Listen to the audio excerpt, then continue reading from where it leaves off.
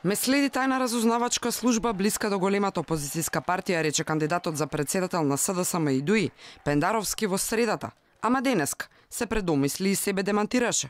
Станува збор за една тајна разузнавачка служба која е блиска со една опозициона партија, за која неодамна јавност имаше можност да разбере дека постои. Бидејќи во неколку наврати ме сликаат во движење во град, на јавни места, меѓутоа тоа никогаш порано не се случувало, веќе нема потреба да се случува. Говорите тајна разузнавачка служба, Тоа се структури каде со една опозициона партија, голема опозициона партија, за која неодамна имаше во јавноста извештај дека подготвува на дневна основа, значи. И води евиденција каде одите вие, каде одам јас. Зборот тајна не го употребувам во ниеден свој израз, во ниедна служба, тоа е една од опозиционите партии.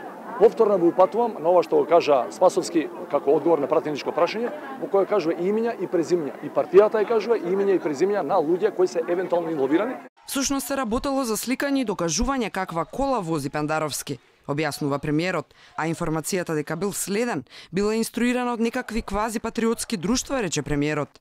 Уште еден демант за кандидатот за председател што тој го избра и поддржува. Значи не се тајни служби? Апсолутно, има се уште одредени луѓе кои што во својата глава прават некои можности за наводни конструкции, за некакви тајни планови. Контрадикторноста зачината со збунетост во настапите за тоа кој и дали воопшто го следел Пендаровски, изгледа ја расчисти министерот Спасовски, се работело за две фотографии на Твитер да се открие кој ги објавил. Пријавата дека има неовластено две снимки кои што биле објавени на Твитер, Одделот за економски и компјутерски криминал превзема активности, ќе видиме чиј е тој Твитер налог. Како тајна служба блиска до големата опозиција, работата стигна до две фотографии објавени на Твитер, останува нејасно, но власта нема намера да се извини на опозицијата. При тоа немам намера да се извинувам на никаква опозиција. Првичната изјава на Пендаровски предизвика страв кај граѓаните, оти ако тој е следен, што останува за обичните граѓани.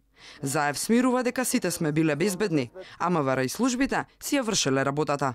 Пендаровски го пријавил случајот во полиција вчера.